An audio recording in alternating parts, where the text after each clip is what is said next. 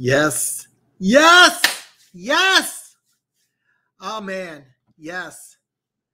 Yes, yes, yes, yes, and yes. I'm very excited to be here. We're going to talk some football. Lots of things to talk about.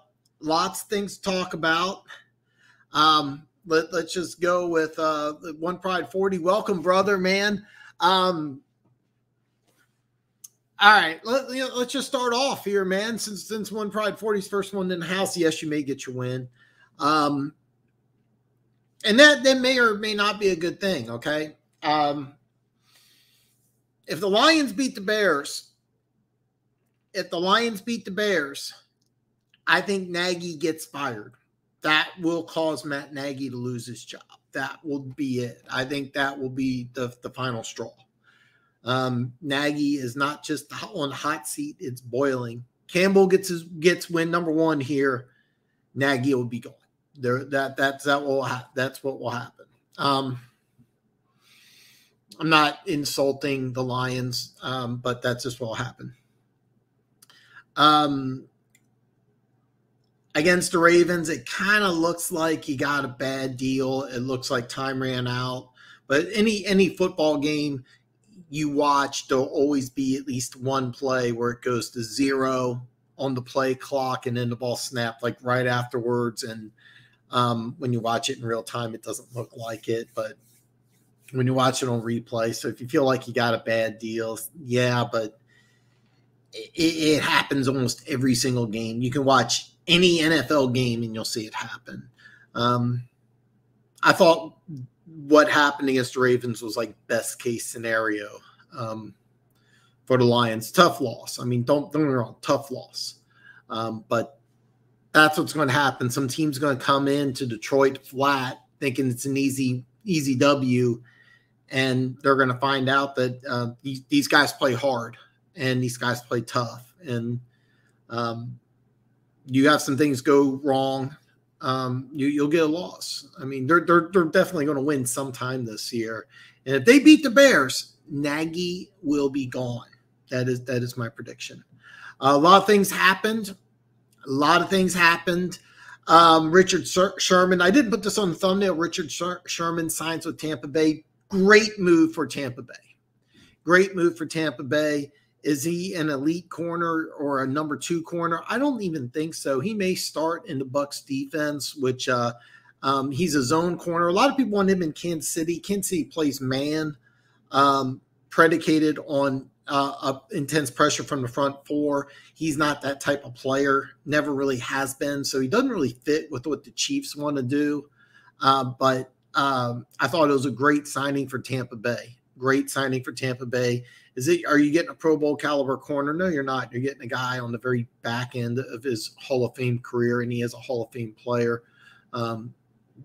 Nothing but good things for Tampa Bay.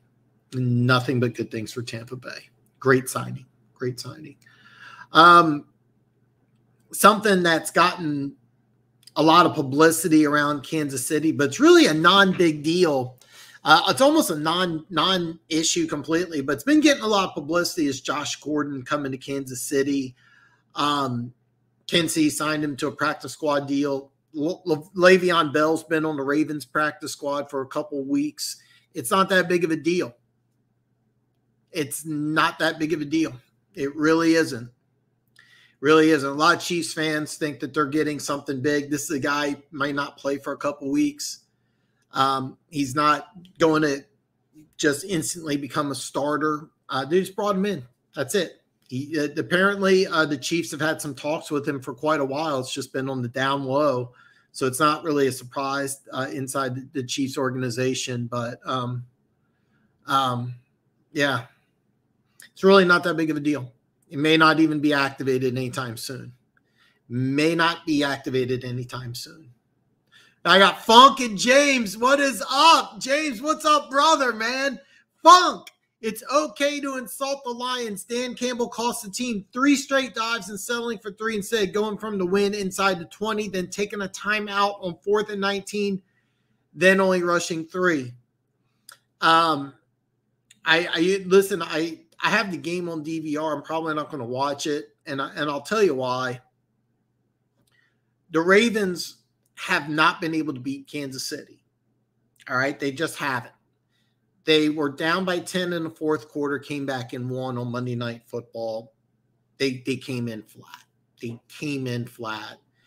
And listen, and this is something I've been trying to tell you, Lions fans. You have a rookie head coach, all right? He's going to do things like this. He's learning on the job. This is the problem when you bring in a guy. Yeah, he had 11 games experience as the interim head coach in Miami, and here's what you got. You got a guy who had a losing record, but the team played hard.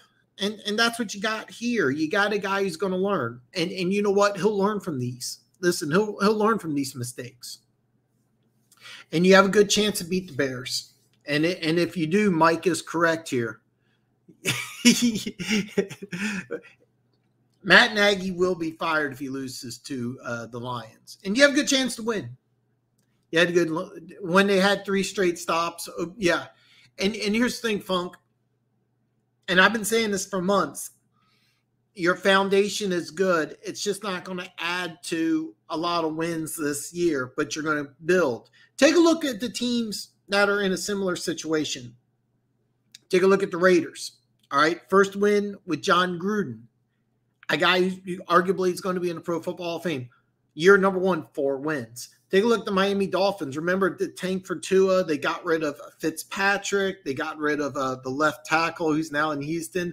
6 minutes into a show, and I already forgot the name. 6 minutes into a show, I already forgot the name.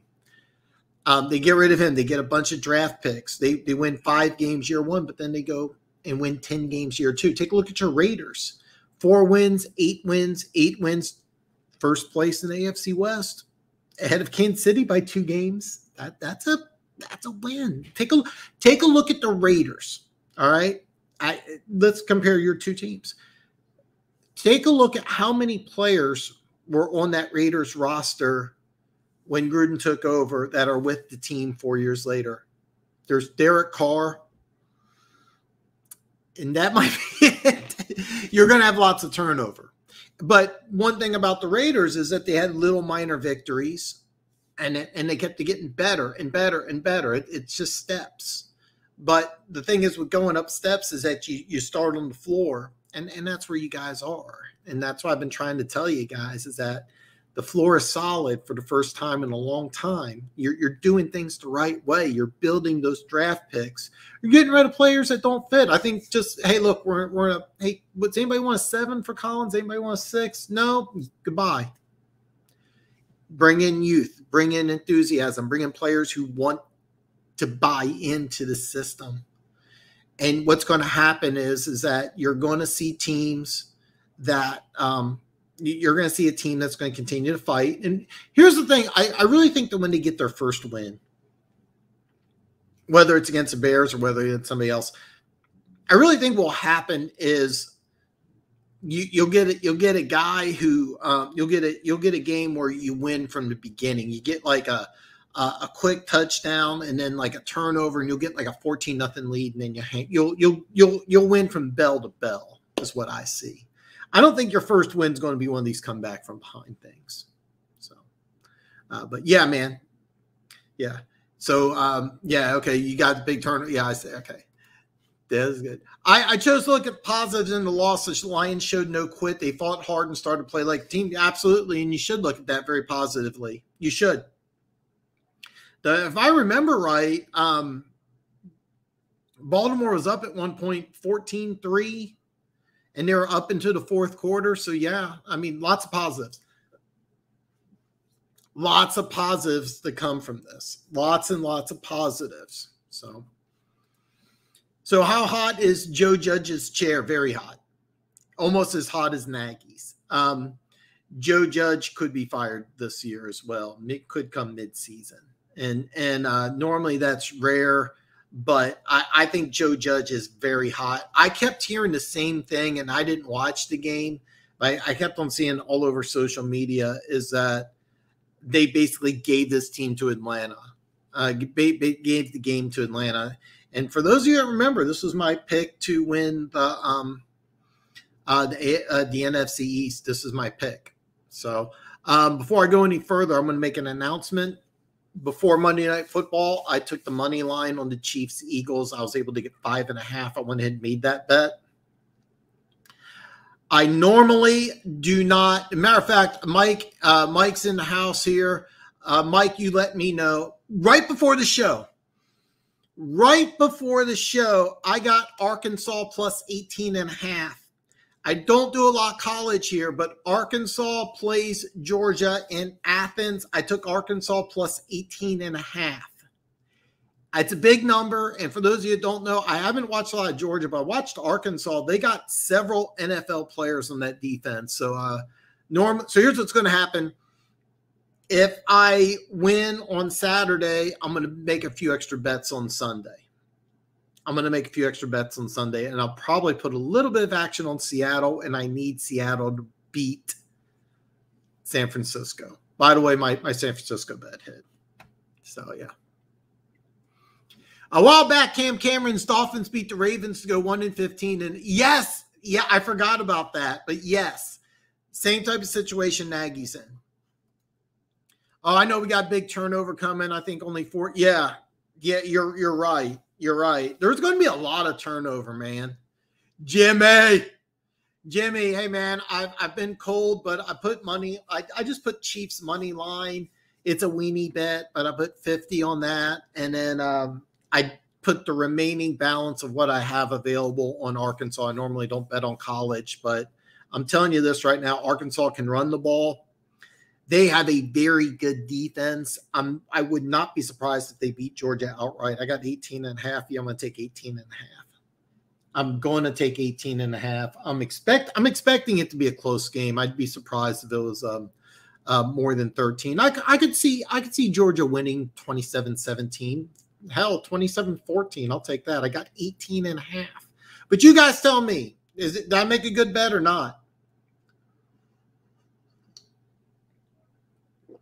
You guys tell me. Denver Gator. Yo, what's up, football freaks? Lions fans have a lot to look forward to. They're losing, but they're going down biting kneecaps. Yes. And you love the fight. Forget if you're not a Lions fan, or if you are a Lions fan, you got to love the fight. Need to start faster. Bad break-in Ravens loss. Yeah, you're right. All right. And listen, Denver Gator, I know you're worried. And I know you're scared, but it's okay. It's early in the season. Kansas City still got to play 2 games against Denver and the Raiders. So don't be too worried. So yeah, I'm glad to see Jimmy here. I'm glad Jimmy's here. Hey Dan, love the Sherman move. He's going to help our youngsters out in the secondary. Exactly. This is a brilliant move by Tampa Bay. Brilliant move. Very cap friendly. I don't know the terms. And this is a much better and bigger move than Josh Gordon signing with Kansas City. Here, all over social media, people think the Chiefs got. I start questioning some of my fans, my local fan base intelligence. A lot of people here think that we got another Pro Bowl wide receiver, and it's like, well, slow down, all right? He might not even play for a couple weeks, and if so, I mean, you're going to get a guy who's going to be.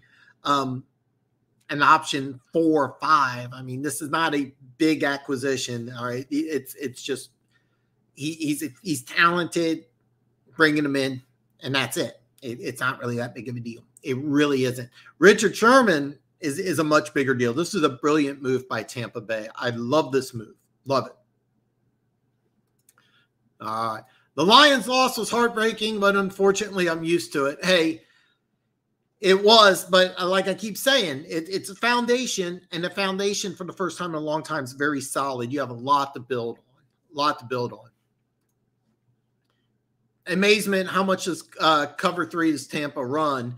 It's kind of funny because they really don't, but as he says in a comment here, they've been running a lot of zone. That's why it's a good fit. In the past, they used to play tighter man. That's kind of Bowles' thing. Bowles can kind of rotate between the two, but I think ideally he'd rather play man. So the defense was looking promising.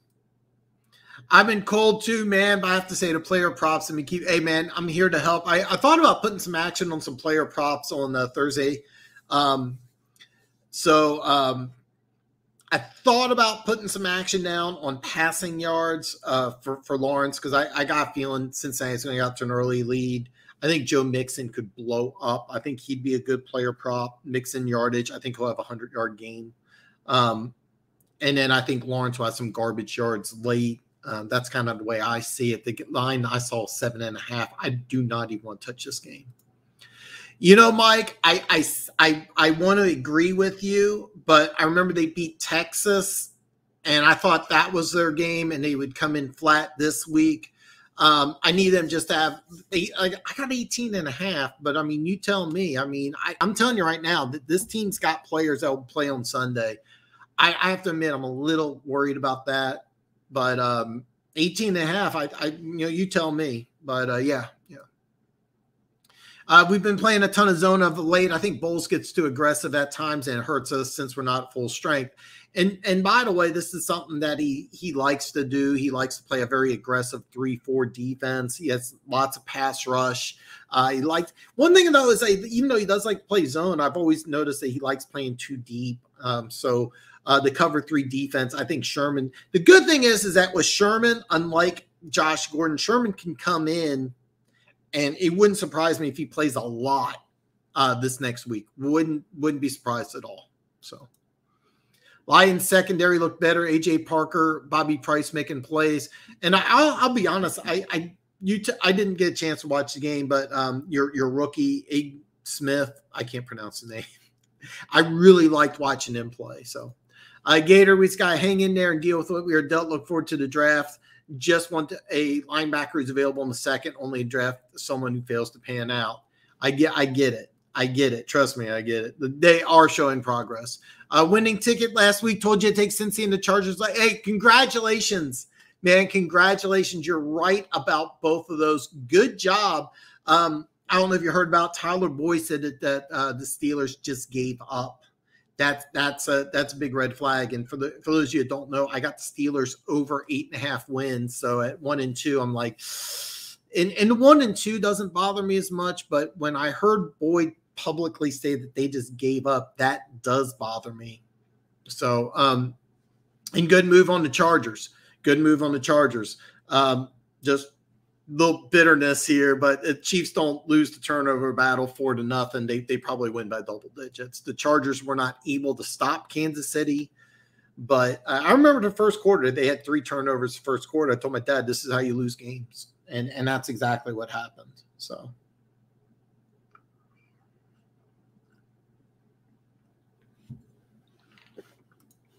You know what? I didn't watch this game, but I paid attention to it. And they're really close to Tennessee. And I tell you the truth, I think college football is a lot better when Tennessee has a good program, and they haven't for a long time. It's really disappointing that the Tennessee Volunteers don't have a good program. But, yeah, I was kind of hoping, and then all of a sudden I saw it close, and I'm like, wait a minute, this Florida sleepwalking, and then they just turned on the juice. Florida looks really, really good. And I almost bet on, by the way, I almost bet on Notre Dame. I almost bet Notre Dame was 6.5, so I'm kind of mad about that. But besides Notre Dame winning big and West Virginia barely losing to Oklahoma, I called the Clemson. You did call the Clemson loss. Gators to cover, Arkansas beating A&M. That's fantastic. I need Arkansas to cover next week because if the Arkansas covers Saturday, I'm going to put some action on Sunday. I'm liking Jamar Chase reception total +6 and Mixon TD or 2. The Chase total I would pass on. And the reason why I say this is because if Cincinnati gets out to an early lead, you're going to see a ton of Mixon. So then this is how I see the game. I just see Cincinnati open the close, winning the game. Set the hook throws me off, so I'm not going to take over 7.5. But 6 receptions. I think last week in a game that they won open to close, he had 4. Now, he did have a touchdown.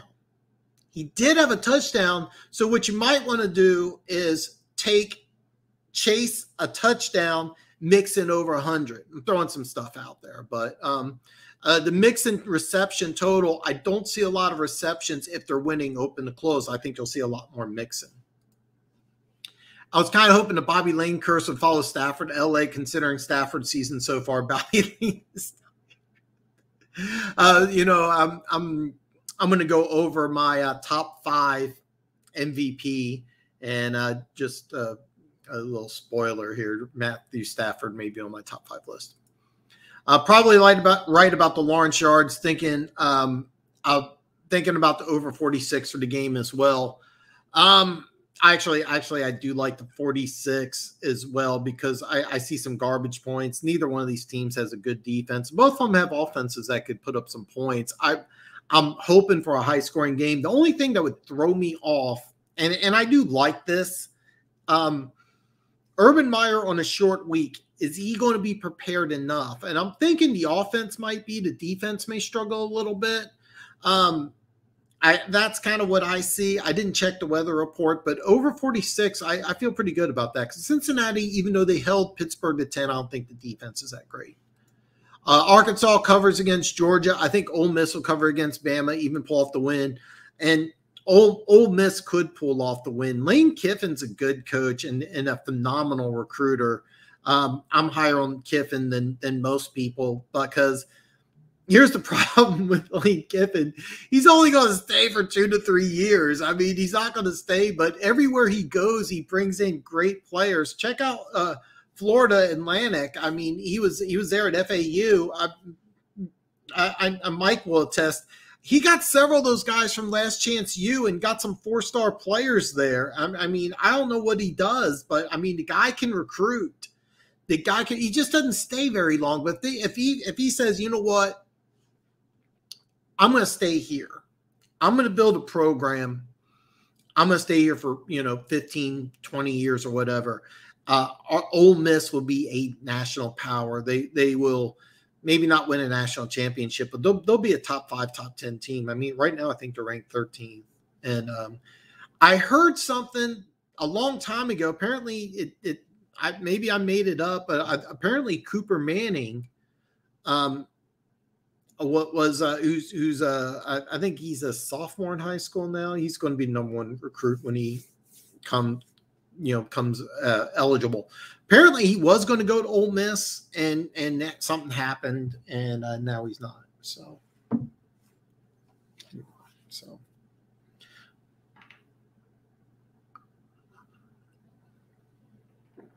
they could pull off the win. I wouldn't bank on it. But I'm really hoping on Arkansas. But given Chicago's quarterback situation, this could very well be the week 1 pride. And by the way, if you're not aware, Matt Nagy saying all 3 quarterbacks could start, and that's the wrong way to go. So against the Care Bears offense. The one difference between the Bears and the Lions is that even though you played well last week, the Bears have a defense, the Lions don't. I mean, I'm going to be hard here, but that's just the truth. So that's one thing. The Bears defense is very good, folks. Let's just say that right now. If they can get average production out of the offense, this is a playoff caliber team. But the offense is really just stuck. And I don't think Nagy just knows. I can tell you right now what Nagy wants to do. He wants to run the Kansas City Chiefs offense in Chicago. And he says that I got some of the pieces. I just can't get the quarterback to work. And instead of taking a quarterback and doing what they do good, he's trying to put a square peg in a round hole. And I think a lot of people are starting to realize maybe Trubisky wasn't terrible. Maybe it's more. And that's the reason why is that, I mean, with Justin Fields, I flipped back and forth. I was at my dad's, so I didn't DVR the game, but I flipped back and forth, and it really looked like Fields looked confused. And when you have a young quarterback, you don't want to confuse him. And I saw him looking downfield, and he shouldn't be doing that at all. And I keep saying this. If you have Justin Fields as your quarterback, it needs to be 1-2 run or 1-2 check down. He shouldn't be looking down the field. He shouldn't be going through progressions. You want to make him comfortable. That's part of the reason why I'm going to talk about the Jacksonville Carolina trade. Great trade. I think it's a win for both teams. think it's a win for both teams. I'll talk about that trade here in just a second. Gators going to undefeated Kentucky, one of my favorite beatdown teams.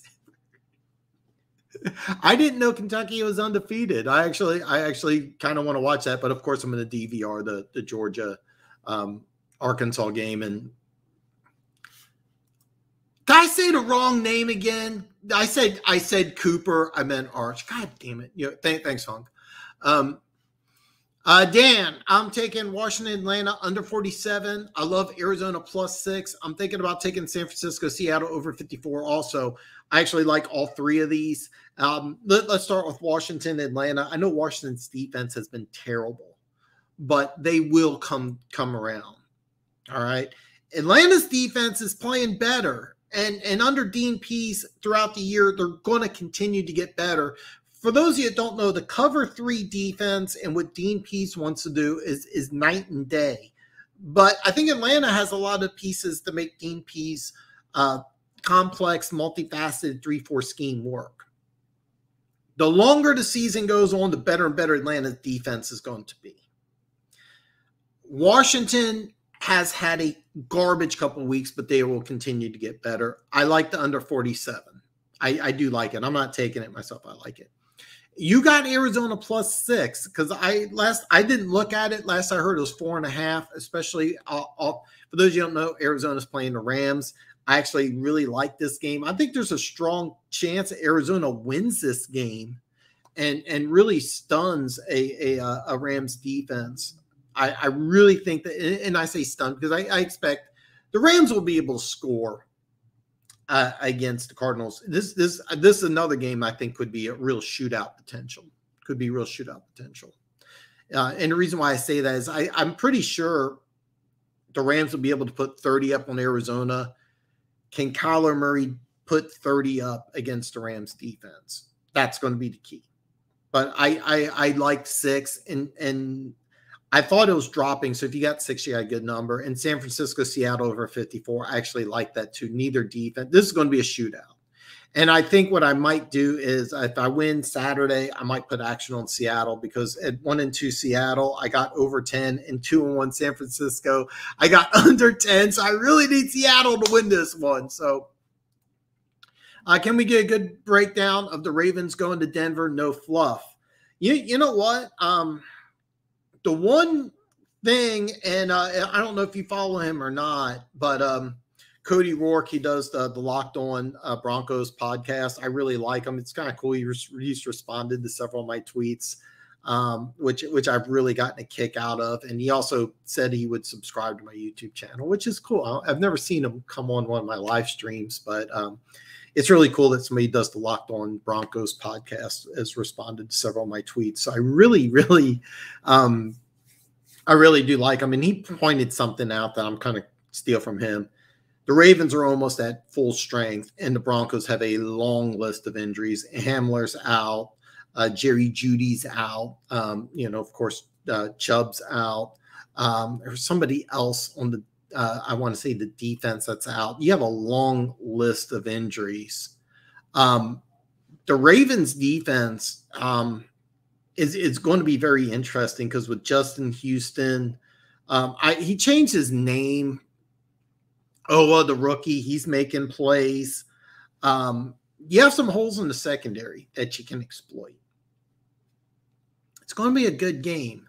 It's going to be a good game. The Ravens travel well because they can run the ball. If I haven't looked at the game on the spread, but just talk win-loss, I could really. I'm gonna drink some coffee first.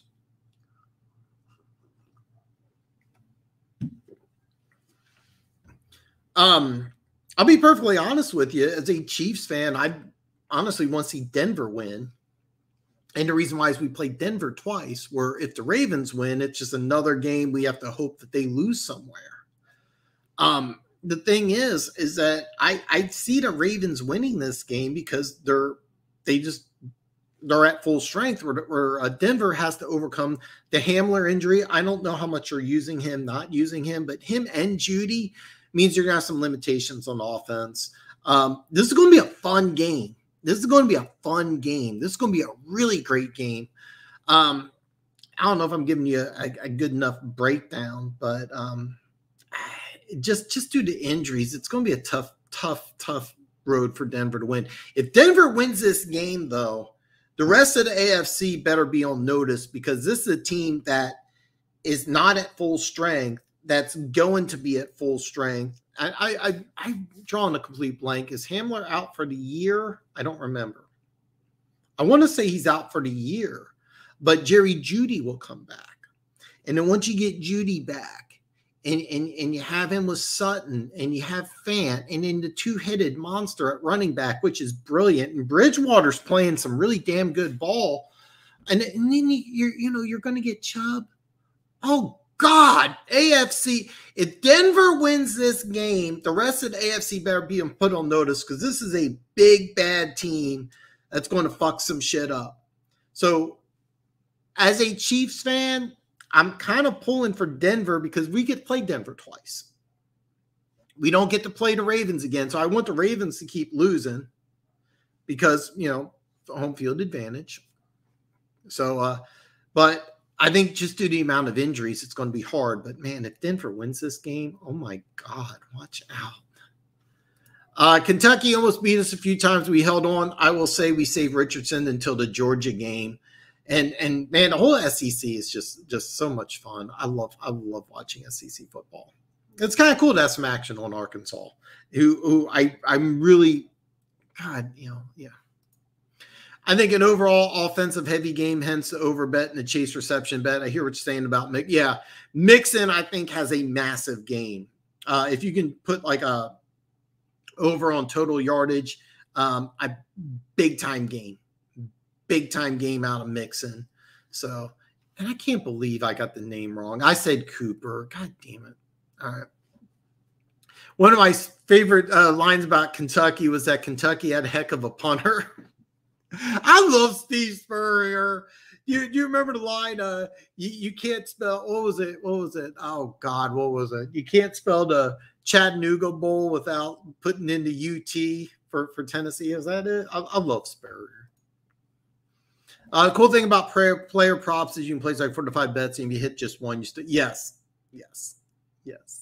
And I actually thought about putting some bets. I like the Lawrence passing yards, because I do think Cincinnati will win this game, and I like the Mixon yards. I'd be hesitant about the chase reception, but I mean, he's had a touchdown 3 straight games. I mean, and we do have a trade that the Jaguars just made. And I'll talk about that here in a bit. The Lions D-line is not Cleveland's D-line. Yeah. But Chicago's the worst O-line in the league. They did not play well. I'm sure the entire NFC North. I like the Titans over Jets, but 7.5. Oh, that is a high number. And Julio and Brown are banged up, so I stay away from the game. I hate the hook. I really hate the hook, but I just don't see the Jets being even a competitive team at this point. But sooner or later, Jets are going to upset somebody, and the one thing is, though, I just don't like the matchup against the Titans. And the reason why is I think the Titans, the Titans can just come out and run against this wide 9 defense. I really think you can. I hate the hook. I really hate the hook. But, I mean, I would be shocked if the Titans didn't win by double digits. Come on, Funk. You don't think Okora can have a sack or two? Hey, is everything good with Andy Reid? Okay, Andy Reid was hospitalized after the Chiefs game. It was due to dehydration. One of the things a lot of people don't understand in Kansas City is that Andy Reid is not the picture of health. A lot of people think Andy Reid's going to coach for the next 10 years. No, I'd say 3 is probably the limit. It may even be less. He's had multiple surgeries. He's 300 pounds. He's over 60. Apparently it was a non-issue. He was back at training camp. It was just some dehydration. So yeah. Get Funk, we have this thing called O-line. Yeah, they do. We also have a garbage. They hate for golf. Over under 2 weeks for Josh Gordon. Oh my God. I don't think he'll get in any trouble here in Kansas City, but I also don't expect him to play a lot either. Apparently, they've had him and Andy Reid and the Chiefs organization have had a lot of talks. This has been like a long, ongoing conversation for several months. Yeah, he's gotten a lot of chances. I always pull for guys like this. I mean, it sucks. It's bad. But I don't think he's going to get in trouble. I really don't. But I really don't see him having a big impact either. I think he'll have one game where he has like 3 catches for 50 yards and a touchdown. The internet will go crazy. But I'd be shocked if he had more than 20 receptions during the year. It's really not that big of a deal. Really not that big of a deal. I'm not saying we're going to lose. All I said was that I started back and forth with Detroit's D-line was not as good. Yeah, which is true. Hopefully you can. He was suspended over weed. Yeah, and that's well, okay. The NFL, because it's a private entity, does not consider marijuana use or CBD oil a legal substance. Matter of fact, there's many substances you can be suspended over. I don't have the list in front of me, but there's several substances that you can go to GNC and buy. And it's not just 1 or 2. It's many supplements that you can go to GNC, me and you can buy that is illegal to the NFL. There was one player who was suspended 4 weeks for taking a fertility drug. He was trying to get his wife pregnant and ended up being on the banned list. And the doctor prescribed it, made a mistake. It was a simple, honest mistake. I mean, normally I would say a player says, "Oh, I didn't know it was," normally I do, but I mean, the guy was trying to have a family. So, yeah. So, yeah. The picture is blurry. Let me know if it stays blurry. It shouldn't be. I haven't done anything to the camera. I can move it forward. So I apologize, buddy. I apologize. No, where I'm at. I've been following Cody for a few years now. One of my favorite Broncos pods. I might be able to coordinate him to appear. Not promising, not saying I have type pulled by chat. Yeah, I really do like Cody Rourke. Cody Rourke does the Locked On Broncos Network, and I follow him on Twitter. Really like his stuff. Really like his stuff. So, and he's responded to several of my tweets. And I think he gets my sense of humor. I kind of joke around, like I'll say, as a Chiefs fan, this is awesome, or as a Chiefs fan, this sucks. And he gets it. And I would love for him to come on. And he's the one who put in with all those long list of injuries. But if Denver does win, the rest of the AFC better take notice that this is a legitimate team. And even though it's only 4 games into the season, they're 4-0, that's going to get better, not worse. So, is this the week the Chiefs finally cover -7? I bet on them at 5.5, and I'm just taking the money line. They need to. I think here's the deal: the Eagles are banged up. The Chiefs need a win. Frank Clark will be coming back. Willie Gay, second-year linebacker, might also be coming back. A world-class athlete, just hasn't been able to stay healthy or translate it to the field. The rookie, Michael, I don't know if his name Bolton, but I know his last name's Bolton, but yeah. Really, really, really do like the Chiefs to cover for the first time. By the way, if you don't know, the Chiefs are like the worst team to bet on in the league. We haven't even talked about this one.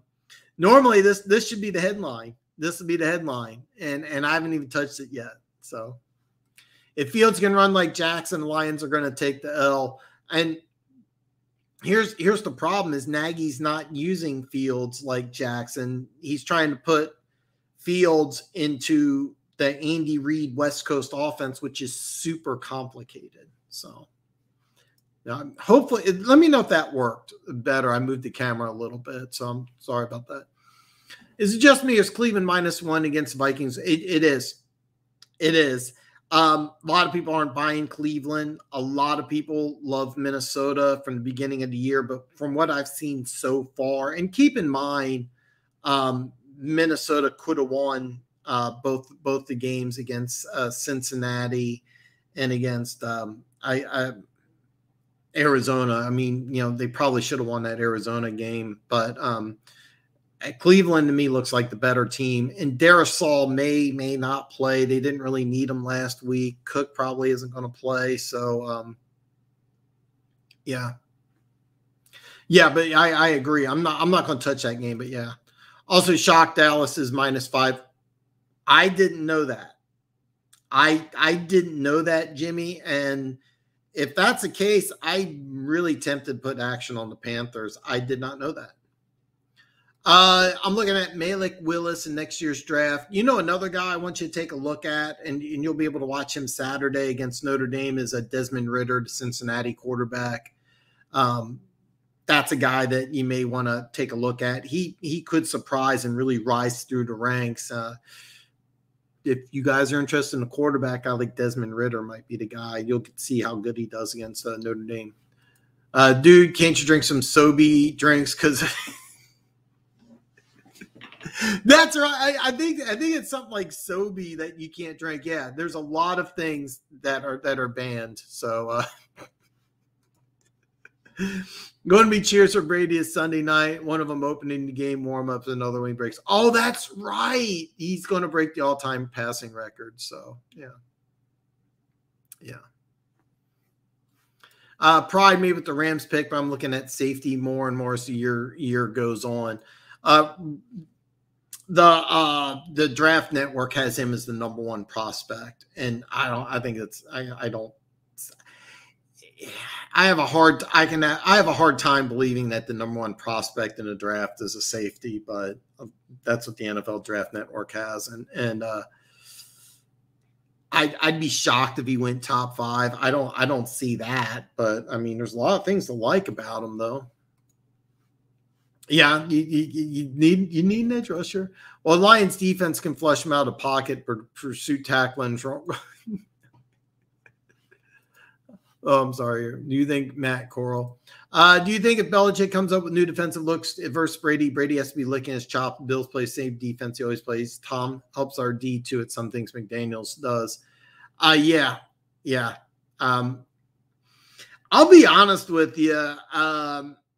I really don't think this is going to be much of a game. I think Tampa Bay really just takes it to New England. I think New England is trying to build from the ground up, not like Detroit, but they look like to me as a team that's struggling. I really don't think this will be much of a game. I really think Tampa Bay just comes in, and I think Brady really takes it out on Belichick. That's kind of what I see. So I don't even know Malik Willis's stats are, but he's my guy. Hey, that's good, man.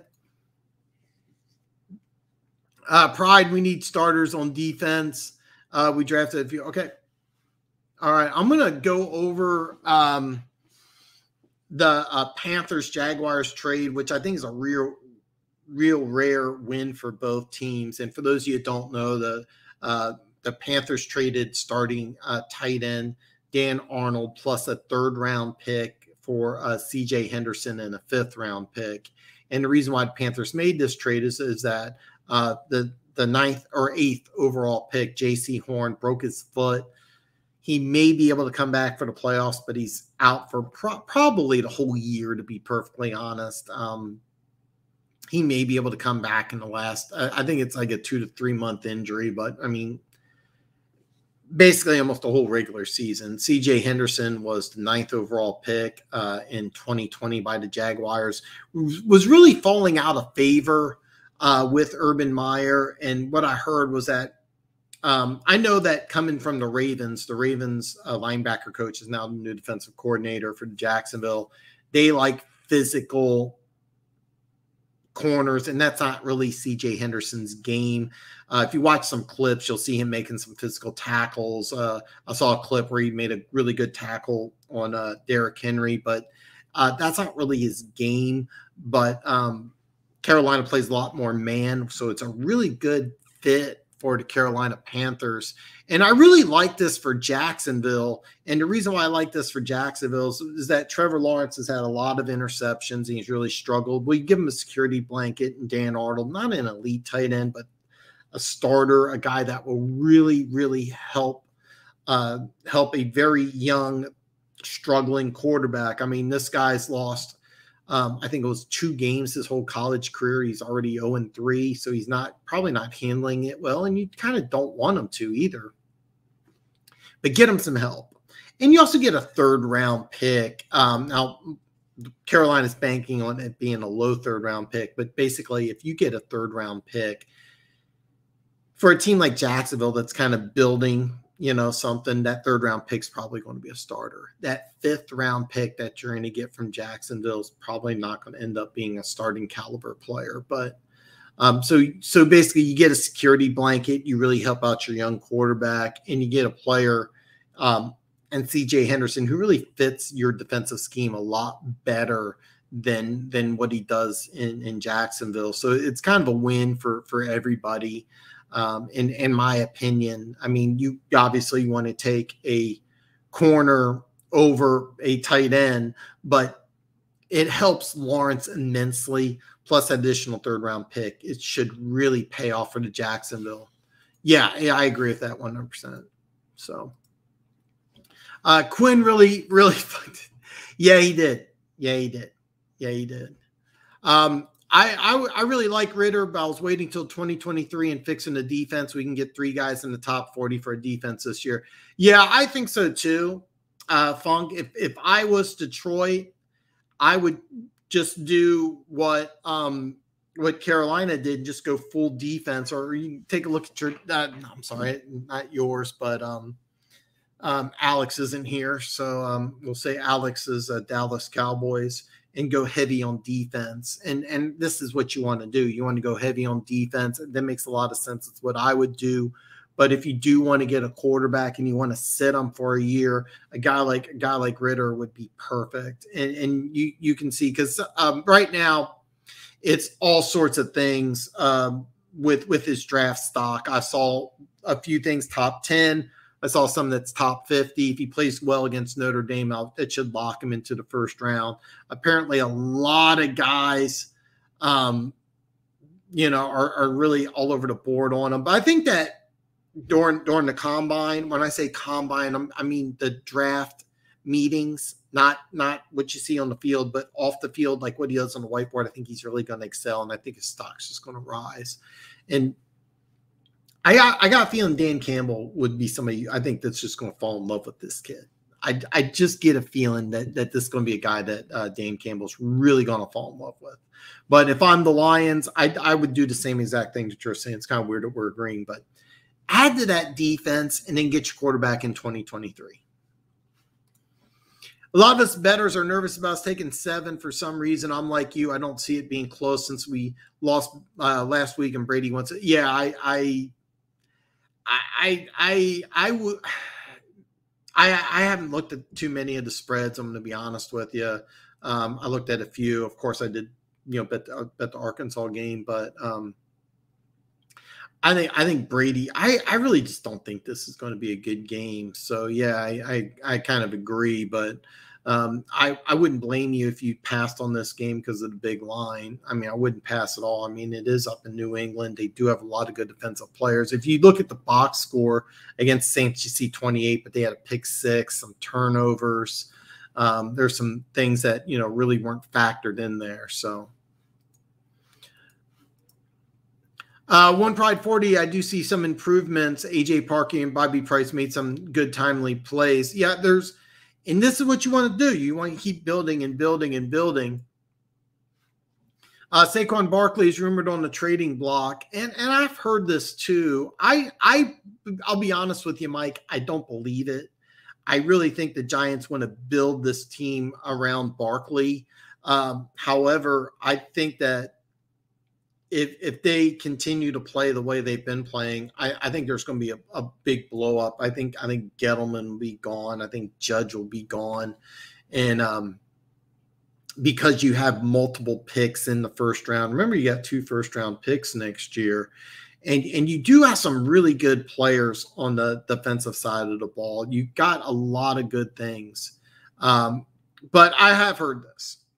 I don't believe it, but I have heard it. And if somebody wanted to offer, a first-round pick, I wouldn't be surprised if Giants say, hey, look, we'll take it because everybody's going to be gone. But the Giants have not looked good. And here's the thing. Barkley hasn't looked good either. I watched him a couple weeks ago. He looks like he's 70%. He is not anywhere near 100%. And when he gets better, the team will get better. Because, Barkley is physically the most gifted athlete at the running back position. He just, to me, he's just not healthy. So. He's right now. I think he's just hurt. Right now, I think he's just hurt. I got a feeling Vikings beat the Browns this week. Minnesota's a tough place to play. Browns take the Vikings for granted, and Vikings win by 3.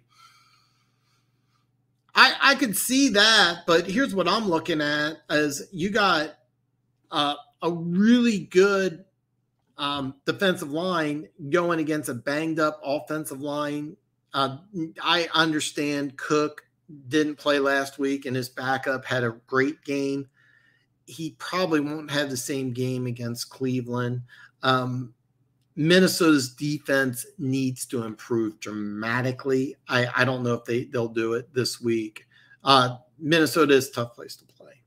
This is going to be a fun game. I'm not betting on this one, but I'm looking forward to it. Really looking forward to it.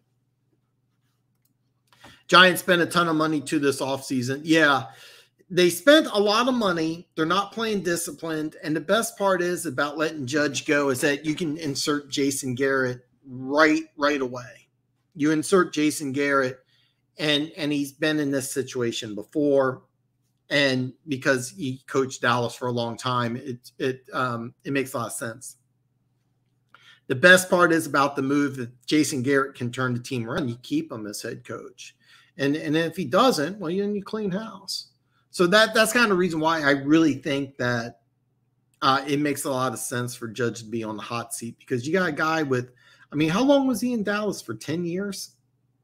And I didn't think he did a bad job. I actually, tell you the truth, I thought he did a brilliant job. When Romo went down, they changed their offensive scheme. And they went 12-4 with Dak Prescott, and he worked with Dak Prescott, and Dak Prescott kept on getting better and better under Garrett. Daniel Jones isn't getting better and better. All right, but use the 6th overall pick on him, and he's what, a below average quarterback? That's not on the coaching staff. That's on the front office. But I can see Jason Garrett taking over. I can see Jason Garrett taking over. So, all right. I am going to go over my MVP list. I am giving you my top 5, and it's not set in stone. If you make a good enough argument, I might be able to change my mind. But I'm just giving you my top 5 as of this week, as of today, as of right now. So at number 5, I have Josh Allen, and what he brings to the table. 18 carries in 3 games, I think is way too much. And you're going to say, Dan, it's only, 6 carries a game. It's way too much. It's way too many hits on your franchise quarterback. If you want to give him 6 to 8 carries a game in the playoffs, absolutely. But giving him 6 carries a game average first 3 weeks of the season, it's a bad move. However, he had a huge game, playing lights out. He's so dangerous, and they're running the ball a little better. I don't think they're running the ball enough. They need to get the running backs more involved, in my opinion. But in a couple weeks, they're going to play Kansas City. That's going to be a big game because if they can do the same thing Baltimore did and beat the Kansas City Chiefs, then they're going to be in really, really good condition. But as far as my MVP is concerned, number 5 right now is I'm sorry, I just ripped off a hangnail here. Number 5 is Josh Allen. Number 4 is Myles Garrett. You get 4.5 sacks, regardless of how bad the offensive line is, regardless of how bad the left tackle is. 4.5 sacks in the game is amazing. 5.5 sacks after 3 weeks. That's a very, very impressive number. Myles Garrett's on pace for over 20, obviously. In this division, which has some offensive line issues, it's not inconceivable that Garrett gets over 20. There's only 2 NFL players in the history of the NFL to be MVP and play on the defensive side of the ball, Alan Page and Lawrence Taylor. If you want to argue with me that J.J. Watt and Aaron Donald deserve to win MVP, I'd hear you. I hear you, and it makes sense. Myles Garrett breaks a sack record, which is not inconceivable. The Browns win the division. He could win MVP. Right now, he's number 4. Number 3 is Kyler Murray. Has a rushing touchdown in every game. He's averaging over 300 yards passing a game. He had a 400-yard passing game in the win against Minnesota. He's my number 3 guy. If you want to argue he should be higher, I understand. If he beats the Rams next week, there's a very good chance he might be MVP. Kyler Murray, if he hits 4,000 passing, 1,000 rushing, then he will be MVP. He hasn't been running as much, at least like direct runs, doesn't have a lot of running yards, but he does have 1 rushing touchdown in every game this year. Plus he's averaging over 300 passing yards a game. So right now he's number 3. Number 2 is Derek Carr, 3-0 Raiders, over 1,200 passing yards. I mean, he's averaging over 400 a game. Just phenomenal player. When you're in division with Patrick Mahomes, it's easy to be overlooked, but he's just playing lights out. Darren Waller's not on my list, but deserves an honorable mention. He's playing some lights out ball. And Jimmy Stoneful will never guess who my number 1 pick is. But it's Matthew Stafford. Look, you go head-to-head against Brady, you come out on top. I mean, he's playing lights out right now. So Matthew Stafford, after beating Brady, I understand it wasn't Stafford versus Brady. You had a bunch of other players are involved. But, hey, man, you beat the Bucks and you beat Brady, so you're my MVP right now. Matthew Stafford, NFL MVP, would deserve it. If you want to argue Kerr or Derek Carr or Murray, I hear that. But right now, in order again, Josh Allen, Myles Garrett, Kyler Murray, Derek Carr, and Matthew Stafford.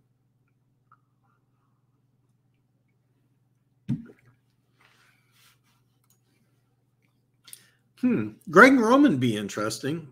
Actually, I tell you the truth, that'd be a great pickup.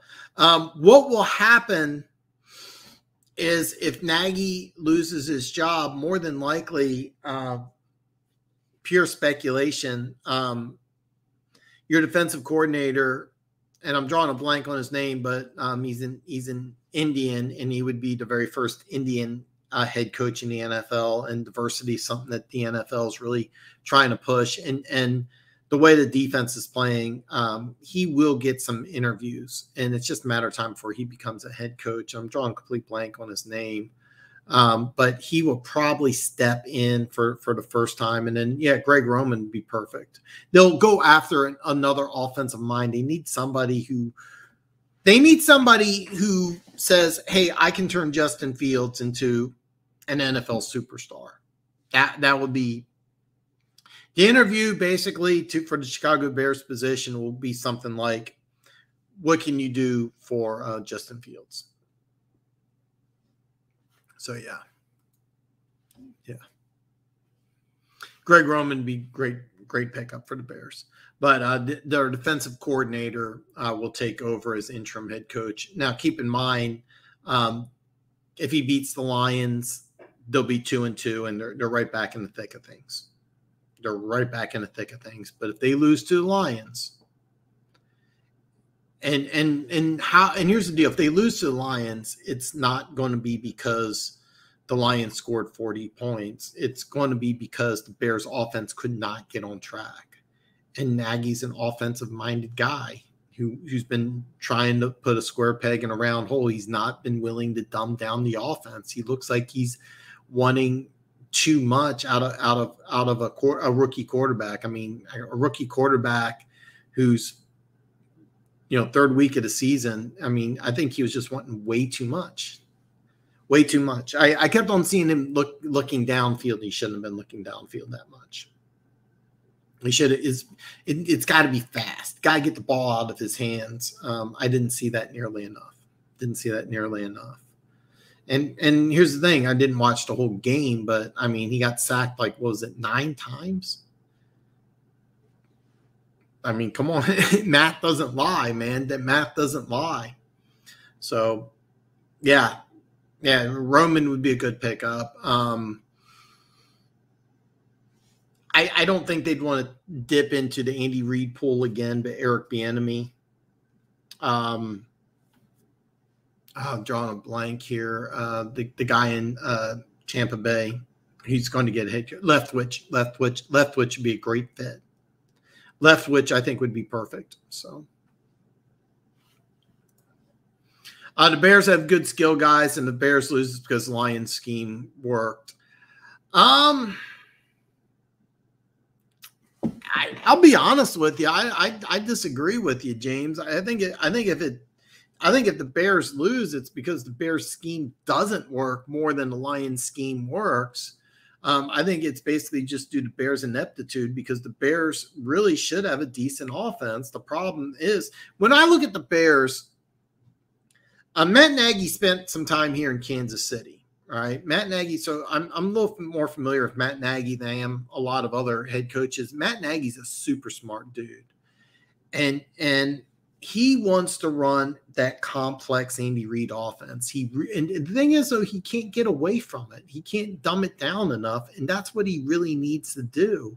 And he didn't do it with Trubisky. I thought with Andy Dalton, he didn't need to do it as much. Andy Dalton's a smart dude. He was able to pick a lot of it up, but he's not the same dude. Plus, he has to hear every time he makes a bad play, we want Justin Fields. When they put Justin Fields in there, he just went terrible. So I think if the Bears lose, it's more because they shot themselves in the foot than it would be anything that Lions did. The Lions have got to be thinking to themselves this week, if I'm the Detroit Lions, I'm thinking to myself, hey, let's score 24 and we can win this game. That's what I'm thinking. If I'm the Detroit Lions, I'm thinking fake punt, flea flicker, get very creative, take a lot of chances, get to 24. If you get to 24, you got a very good chance to win. Very good chance to win. So, will anyone go 0-17? I know. And the reason why I say this is because the team that's most likely to go 0-17 will be the Jets. And I think that what will happen is the Jets defense can make some plays. They have some playmakers, and I think what will happen is that sooner or later, either Zach Wilson will make enough plays in a game that will offset the mistakes, or they may just bench him. I don't even know who the backup quarterback is, but it's probably a veteran. You have to realize that they're running the same Shanahan-type system. You know, they got Mike LaFleur from the 49ers. So if you watch the Jets, they run a very similar offense to San Francisco. Sooner or later, they'll make enough plays sooner or later, the Jets will make enough plays to win a game. They are my number one candidate to go 0-17. Jacksonville will win a game. Detroit will definitely win a game. So this year, no. The number one team would be the Jets, but the Jets will eventually win a game. I mean, it may be very late. I mean, we could be talking November, but yeah. James, it does work. The players, well, they do you see any of the new young quarterbacks being a good pro? It's not looking good so far, but mainly because they're on bad teams. Absolutely. And the best chance you have is if you can sit. The problem is that in Chicago, Matt Nagy may be gone. Urban Meyer's only going to be in Jacksonville for a handful of years. I mean, let's be honest. He's probably not going to be there very long. With the Jets, you got a defensive-minded head coach, a rookie head coach with a young quarterback. I was open and honest that I don't think this is really going to work out very well for the Jets long term. And Robert Saleh, I think what will happen to Saleh will be there 2-3 years. I think he'll be fired. It's too much for a rookie head coach. So I think what will happen is there'll be a veteran coach that will take over in New York, and maybe he can do something. Jones Mac Jones, I think, will be successful at the Patriots sooner or later. And then Davis Mills, I mean, yeah, he didn't play very good, but I mean, the arm talent was I had no idea. I mean, there are some things to like about Davis Mills. I mean, it wouldn't surprise me if all the rookie quarterbacks at the end of the year were saying who's the best rookie quarterback. We're saying Davis Mills. I mean, he looks good. Now, I think that Tyrod Taylor may come back and be a starting job. I'm begging Deshaun Watson to just take over and just say screw it, but probably won't happen. But yeah, absolutely. Several of these teams will, and some of these rookie quarterbacks will. With quarterback more than any other position in football, you need external factors to be good. All right. You need more external factors. You need the right scheme. You need the right coach. You need the right surroundings. All right. You put Patrick Mahomes on the New York Jets and they're still going to suck. All right. You need to have surroundings. You need to have more external factors. If you're a great running back, you may get 2,000 yards with a good offensive line, but the bad offensive line, you can still get 12 to 1,300 and you can still see the greatness. If you have a bad quarterback, a great wide receiver may still look good. But quarterback, there's so many external factors. Trevor Lawrence, I think it's time and talent. And when Urban Meyer leaves, you never know. And Urban Meyer's not going to be there long. Robert Saleh, I don't think will be there long, but if he is, LaFleur and Wilson, if they work together. Mills looks like he's got a ton of talent. Mac Jones, I think will be successful with New England. I'm not sure when. So, and then Trey Lance, when he gets fully integrated into the San Francisco system, may end up being successful. It'll depend on a lot of different things, but yeah. 24 is doable. Got to get Hawkinson more involved in. Yeah, I saw the stat line, and I have no idea. My guess would be that the Ravens said, we're going to just take Hawkinson out of the game. And I think more and more teams will do this, is that they'll just say, hey, we're just going to take Hawkinson completely out, beat us with your garbage receivers. And I can see that happening. And in that case, didn't Swift have a good game?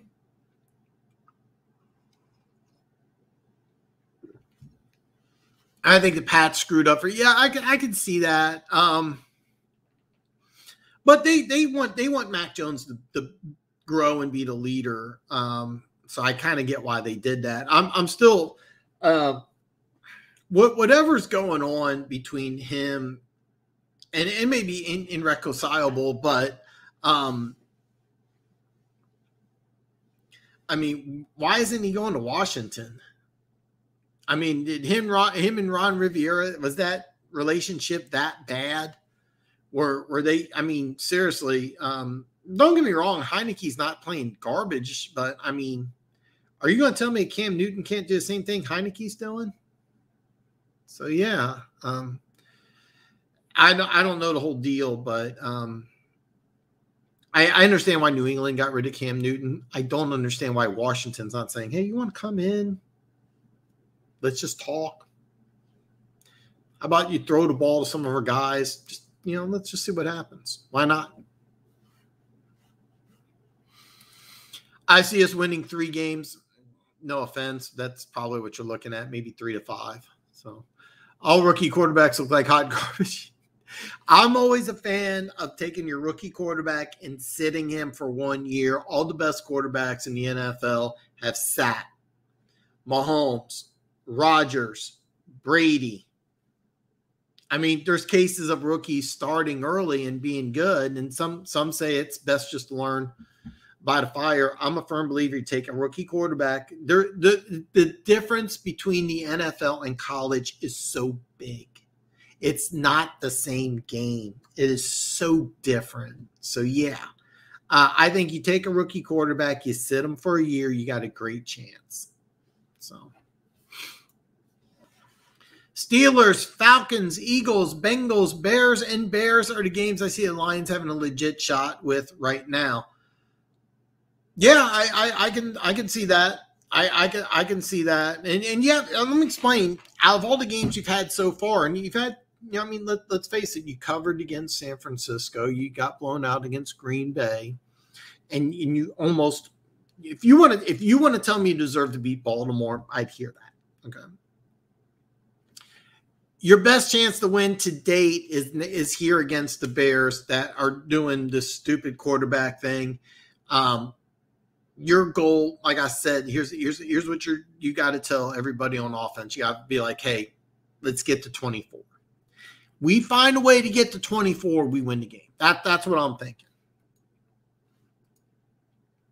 Yeah, I was pretty sure they doubled Hawk a lot, and Swift. I saw some highlights of Swift, and they even got creative with how they used him, which is brilliant. So yeah.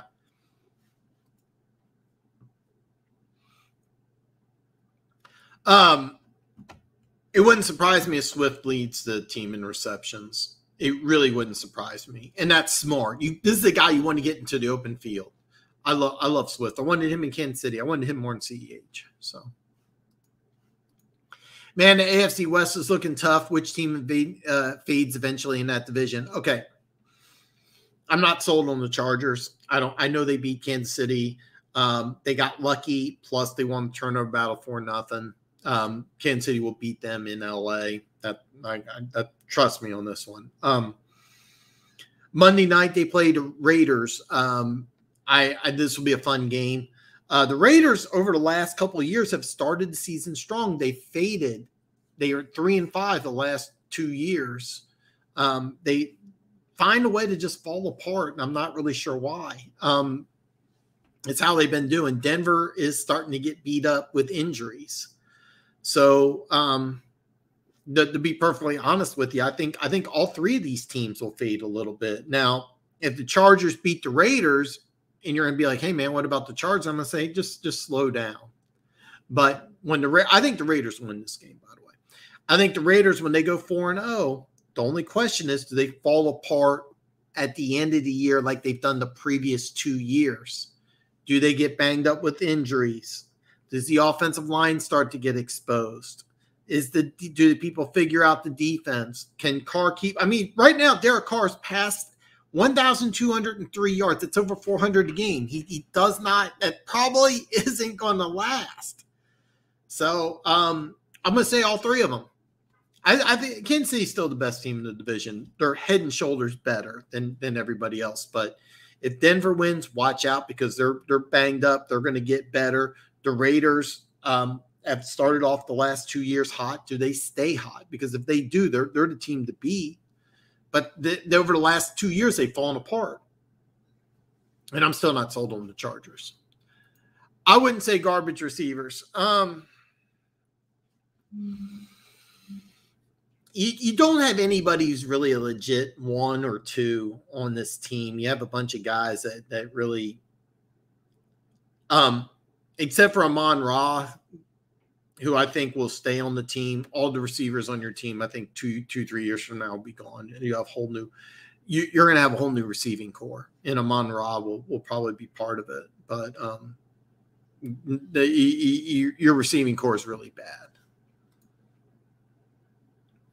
That's by the way, that's perfect. That's exactly what you want from Swift. 20 touches, give him 7 catches, let him use that speed. How long do I see Tomlin in Pittsburgh? I think he's safe, definitely safe. I don't see the problem as Tomlin. Ben Roethlisberger is. I mean, keep in mind. I mean, people forget. I mean, look at Philip Rivers. Philip Rivers just retired. Eli Manning is on TV. They're going to make a change in quarterback. The defense is solid. The offensive line's a little banged up. So the Tomlin's 100% not on the hot seat. Tomlin will probably stay in Pittsburgh for another 5 years. So at least 5, maybe longer. No way on the hot seat. Cephas has been solid. Raymond is making plays. They have players. There's a difference between making plays and being a really legit number one. They need better receivers. That bottom line, these guys are just okay. They're guys that you want to be 4 and 5s. They're not guys that are really 1s and 2s. So yeah. All right, we can't even say wide receivers are garbage. You can see that they're open and Goff just checks down. Now, is he throwing to them and ain't making plays, and we can say something? Yeah, and that's another thing is that you guys and Funk sent me some videos where Goff could maybe make the play downfield. I really believe that the offense is telling Goff to check down. I really believe that that's just the offensive system that they're running, and I could be wrong, but I mean, I don't see it, man. I mean, I really think that I just think that your 2 best receivers are your tight end and your running back. That's why you're checking down.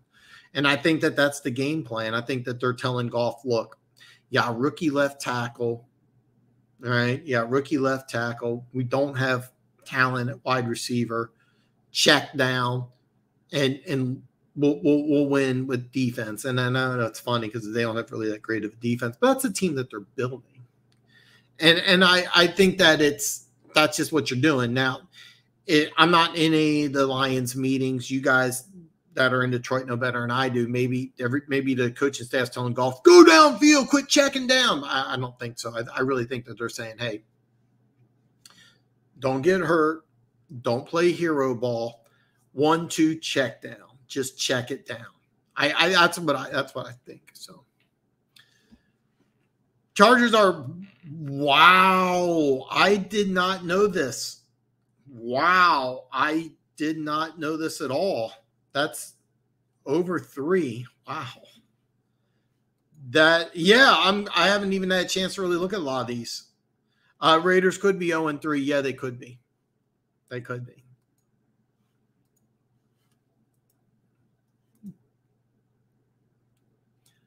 I know, but all their games came down to the last play. They didn't dominate. No, and that's the whole thing is that there's a lot of holes with the Raiders. I'm not sold on the Chargers. Denver has a lot of injuries. Kansas City's still the best team. But hey, look, they're 1-2, and that's kind of a hard hole to get out of. And honestly, they could be 0-3. They could also be 3-0 pretty easily. I mean, you lose the turnover battle 4-0. You're up by 10. And in the fourth quarter, I mean, so they struggle against Philly, then I'm gonna be like, I don't know, man. But I'm a little surprised. I'm really surprised 3 in the hook, though, Mike. I'm really surprised. I didn't have a chance to look before I came on, so yeah. Very surprised. The big AFC West is building to just beat Chiefs. Broncos need to stay solid and overcome injuries. Fangio and Staley. Defenses are designed to beat Chiefs. Raiders are borderline. I agree with that completely. The Denver Broncos have really come out and built their team to beat Kansas City. Lots of corners, pass rush, skill position talent, so you can participate in the shootouts. That's something that the Chargers have been doing. The Raiders, And for those of you that don't know, I did put 100 on the Raiders over 8 wins, so I feel good about that bet. But yeah,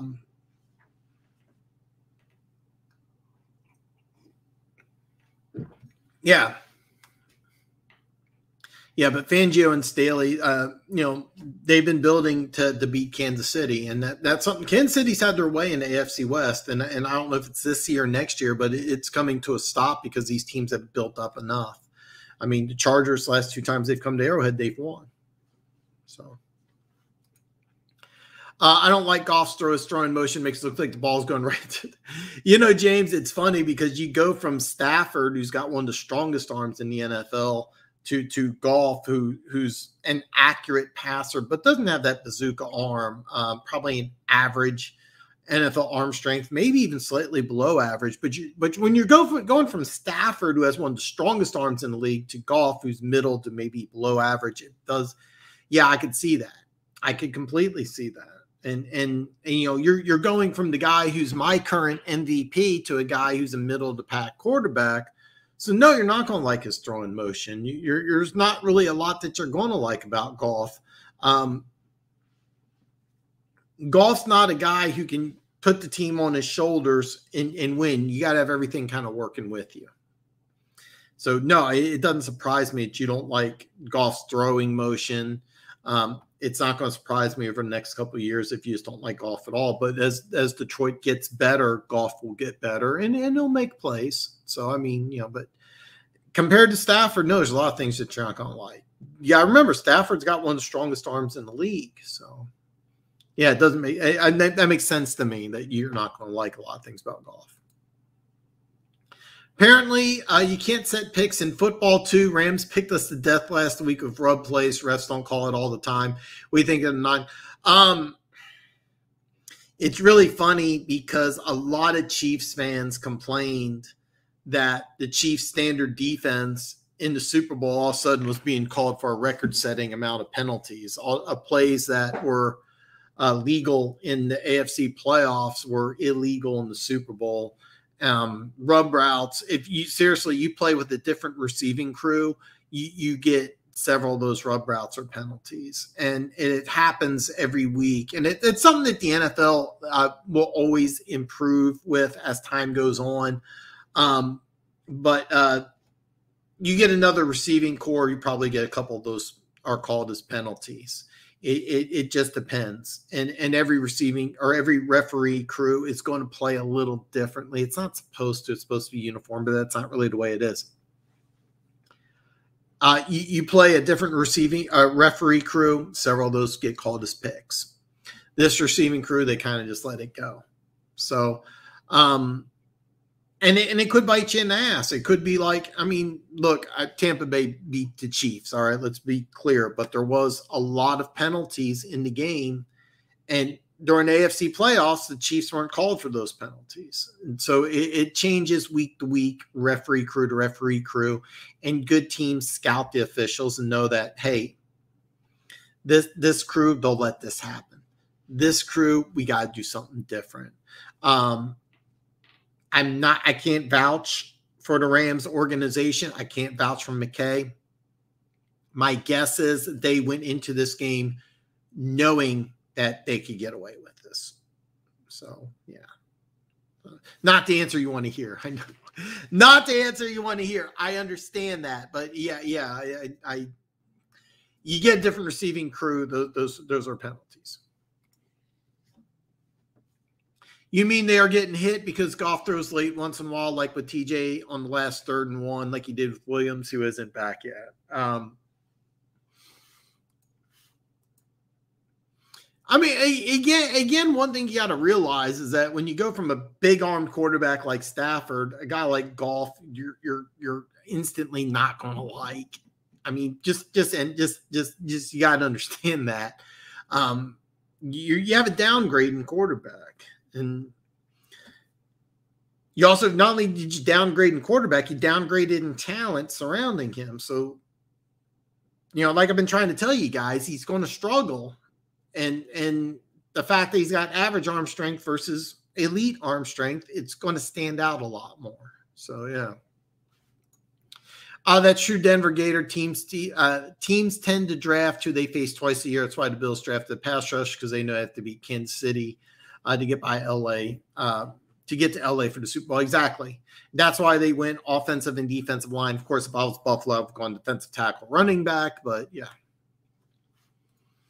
Hopefully Chargers don't pull a typical Chargers season. Chiefs definitely number one, but next year all three teams will be gunning for the Chiefs specifically. Raiders seem to start hot first half. Can they maintain? Exactly. That's $1 million question, because if the Raiders maintain the whole season, they're probably a team to beat, to be perfectly honest. But yeah, two really, really young receivers. Both of them have had problems staying healthy their rookie year, so for them to stay healthy for 17 is questionable. Yeah, rookie right tackle. Some new pieces on the offensive line. The defense isn't that good. I mean, the defense isn't that good. I mean, Derek Carr's not going to throw for 400 yards a game. Don't get me wrong, it'd be great. I mean, yeah, he almost hit 7,000. Great. More power to him. But no, I mean, and Mike said it himself that all three Raiders could easily be 0-3. They're probably going to fall apart. They'll probably lose some games. I'm not sold on the Chargers. I will say this: Joey Bosa just made. He really disrupted that game. He really got the best of Orlando Brown. Remember, the Chiefs gave up a first, a third, a fourth, and then got a second return. They used the second on rookie center. He's playing lights out, by the way. But Bosa was probably, to be perfectly honest, Bosa was probably the best player on the field. I saw some announcer say that Herbert was the best player on the field, but he was just trying to make a hot take and say that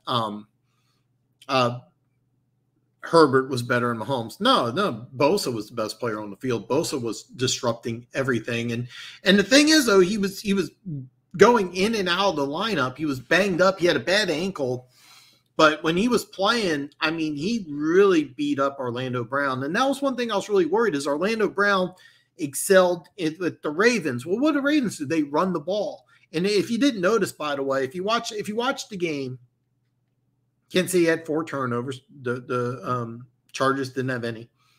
CH had over 100 yards rushing. The Chiefs could run the ball. The Chiefs could move the ball. The Chiefs had multiple turnovers. The Chargers, what they will need to do is Bosa's banged up. If he's healthy and 100%, he really helps out that team. They have some playmakers on defense, but it's not great defense. Offensively, Keenan Allen is phenomenal. I'd argue a top 5 wide receiver, and Herbert's got a lot of talent. But I'd be honest, right now, from what I've seen of the Chargers, they're not even a playoff team. So, will Amon-Ra be our starting slat? We'll see if this looks all right. More than likely, what you'll probably do is Amon-Ra will probably be one of your receivers, and then I think what you'll do is you'll probably lose Cephas. And the reason why I say that is that he's a guy who's probably going to hit free agency, and the Detroit will just look to replace him with some youth, and that's kind of usually what happens. A guy like Cephas will probably say, "Hey, Detroit's going to offer me $1 million. I'm going to take 1.5 somewhere else." That's usually what happens. More than likely, Cephas will be gone. That's kind of what I see, and this happens with teams. If you look, like I said in the beginning, take a look at the Raiders, take a look at the Dolphins. What do teams do? They just get rid of players. They want to bring their own guys in. Cephas isn't one of their guys. Amon-Ra is. So that's what you're looking at right there. Forget which player's better. They want to build with their own guys. So you don't believe they will go after Thibodeau or Hamilton? No, I think they could. But if Desmond Ridder looks really good, and when they interview Ridder, there's a very good chance that Campbell may just be like, "No, this is my guy. I love this kid. I want a Midwest kid. I want a kid from Ohio." I mean, he may just fall in love with the guy. I really think there's a good chance that, you get a guy like Ritter and Campbell together, and they just may click. You know, I mean, I'm hesitant to say this, but kind of like Mahomes and Andy Reid. You know, they start talking. It's like everything that Mahomes does is what Andy Reid wants, and it just works perfect. You know, like let's look at a different example. Zach Wilson with Robert Saleh, a defensive coordinator, first-year head coach, rookie quarterback who's raw as hell. It's not looking good. All right. You may get Desmond Ritter, and you may say, hey, look, you know what? Desmond can run the ball. He's got bigger arm than Goff. He led Cincinnati to a lot of wins. I like that. I can work with this. Thibodeau or Hamilton, sure. Who's the defensive tackle out of A&M? That would be Veal. That would be kind of the mindset of the Detroit Lions, is building inside out. That's what they did in last year's draft. So they got McNeil. They got the kid out of Washington, Uzurike. Why not get another? And by the way, I still think there's a good chance they switch that 4-3. If they switch to 4-3, then you definitely want to take Thibodeau. But could you take Thibodeau and say, hey, look, you're going to be our outside linebacker? Sure. Hamilton is at the very top of the list of scouts, but let's just say Detroit picks 5th overall. Let's just use 5. Okay, let's say 5th. It's really rare for a safety to go that high, even though Hamilton's got all the tools that you want. So, but again, a lot of it's going to come to interviewing these guys. I just got a feeling that Ritter is just a guy that Dan Campbell's going to be like, look, I think Campbell will say, listen, I need this guy. Just get him, overdraft him. I want this guy. And then use the rest of your picks later. Just a hunch. And the best thing is about a guy like Ritter, because right now he's all over the draft board. You may be able to get him at the end of the first round. So, plus McVay has always felt like he had to baby Goff and tell him where to throw the ball and what reads make Stafford. Yeah. That's what I'm seeing right now, and that's what I know that the Rams wanted. I wasn't really sure you would get it. And then keep in mind, the Rams have no depth, all right? I mean, they have like 1 or 2 injuries. This becomes an average team really fast, all right? This is a very, very – this is a team almost more than any other team in the NFL has to stay completely healthy. But, yeah, you're 100% right. And this is something Lions fans are figuring out, that Goff has some strengths, but compared to Stafford, it's I mean, you're an 0-3 team. So like you're looking at things that, you know, I don't like this, I don't like that.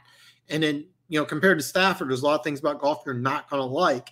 But there's going to be a few times during the season where Goff's going to have like a 70-75% completion percentage, or like he'll have 30 out 39, and you'll be like, hey, man, he led us to victory. We like this guy. So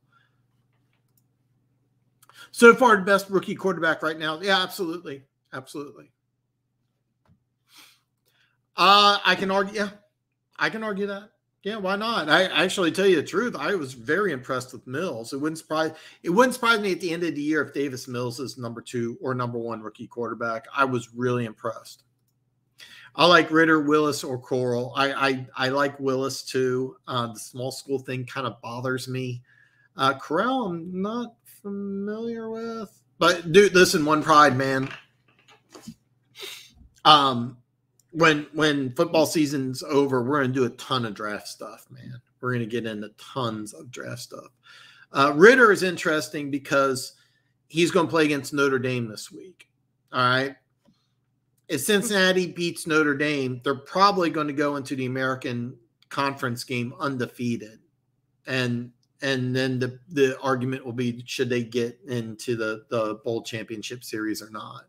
And to be honest with you, I think at 13-0, they still get left out in the cold. But if they beat Notre Dame, then that's going to be a legitimate argument. And it's going to be interesting. I'm pulling for them. It's going to be a good game. Some Stafford haters that like golf use the excuse that golf will need to have some time to give those wide receivers. Overlook Stafford didn't take one snap in preseason. That was one thing. The first time me and Luke G talked, I was shocked at how much Lions fans didn't like Stafford. I was shocked because I really thought that Stafford was a top 10 quarterback. And I was like, okay, Lions, you got your quarterback. You just don't have anything else. And that was one thing we really agreed on. And he kept on, it's like, take a look at this here. And people hated Stafford, and I didn't get it. But yeah. Funky really hasn't taken that many snaps. Pride, when you push the ball downfield, yeah, true. I think people are going to see how good Stafford really is. Right now, he's my MVP. I like small school quarterbacks like Ritter, but I'm all defense with the first 3 picks. Here's the thing. The American Football Conference is really looking impressive. I mean, Tulsa, I think, was ranked last year. SMU was ranked most of the year. Cincinnati's the top 10 team. I mean, the American Football Conference is getting better. I mean, there's a lot of fun things to like about the American Football Conference.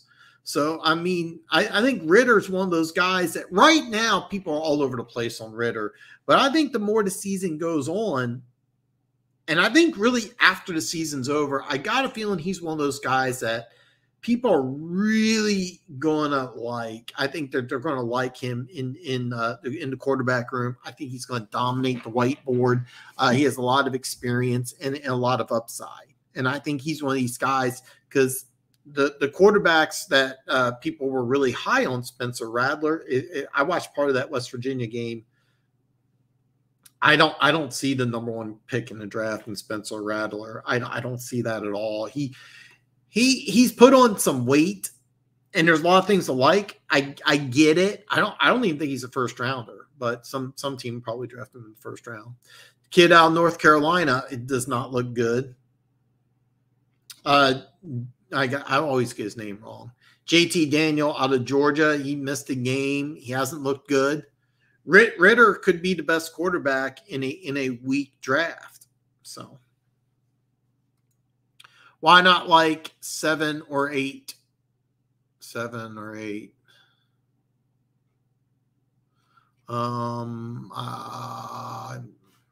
Grocery. Okay. I'm not disagreeing with you, but all NFL teams reach for quarterbacks. All right. The old rule is that if you have a 3rd round grade on a quarterback, you take him in the 2nd. If you have a 2nd round grade on a quarterback, you take him in the 1st. Right now, Ritter on per the Draft Network and some of the draft scouts I've been following, some of them have them. The Draft Network, one of the guys has them, I think, at 12. Another one has them like 48. Either way, that's a 1st round pick. All right. So that's why. And I just got a feeling that he's the type of guy that Dan Campbell's really going to like. Did you see Eli? Okay. I got YouTube and I stream it. So I don't stream the version, but I saw it on YouTube and I thought it was pretty damn funny. Eli's amazing on TV. I wouldn't have pictured it, but I love what they're doing. I could see the Lions switch to a 4-3, and I think the reason they started this year in a 3-4 is a couple of the guys they had were here. This week they put Okura on the line more. Yeah, and I think that's what you're going to see after the season's over is that you'll see a definite switch to a 4-3. You'll add more players. And here's the deal. It's so much easier to add to a 4-3 than it is to a 3-4. So much easier. All right, it's so much easier. Outside linebackers in a 3-4, a lot harder to find than outside linebackers in a 4-3. But yeah, I see that happening. And then you'll take those outside linebackers, you move into defensive ends. And what happens is you make your team a lot faster. Yeah, I definitely see that. Rams have no depth. Okay, excuse me, I had some coffee.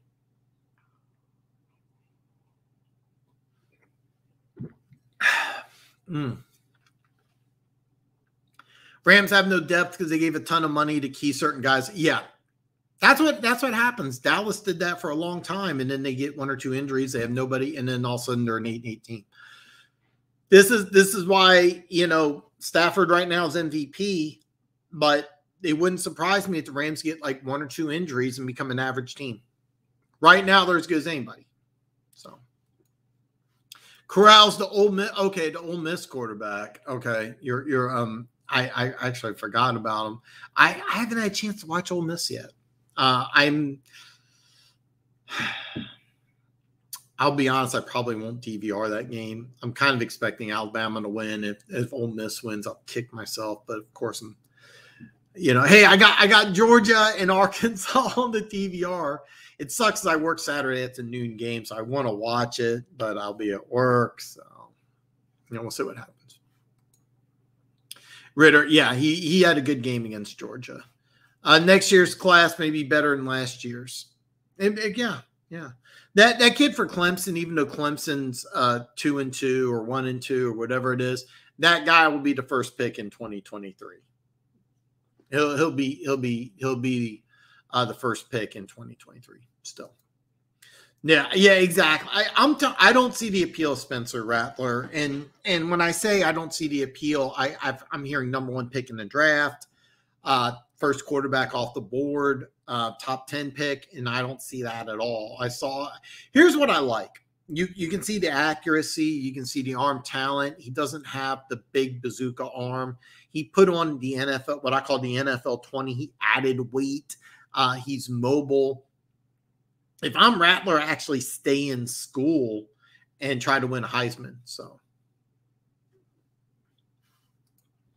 Georgia got Georgia's got some really good defensive players. Here's the deal. I know I said that Arkansas may win this game, and I understand. This could be the year Georgia finally beats Bama. There's a lot of really good players at Georgia. As a matter of fact, I think Georgia's defense is the number 1 ranked scoring defense. Yeah. So, but 18.5 is a big number, man. So, off ball or edge. I think he means in this. I'm not really sure. Exactly. Oh, okay. You guys know what's going on. I don't. You guys do. I know Pac-12 is happy with the Clemson. Yeah, they are. And the bad news is that there's no team really that's really that good. I know Arizona State, if they beat BYU, it really builds up the Pac-12. I had man crush on Herm Edwards. And by the way, that quarterback they got Arizona State, he's really good. He's a junior. I don't know if he's an NFL guy, but man, he's really good. That's Tyndall. I don't know. Bryce Young is. I'm still on DJ Smith. Do you like 14 college playoff, or would you go to 8 teams? Okay.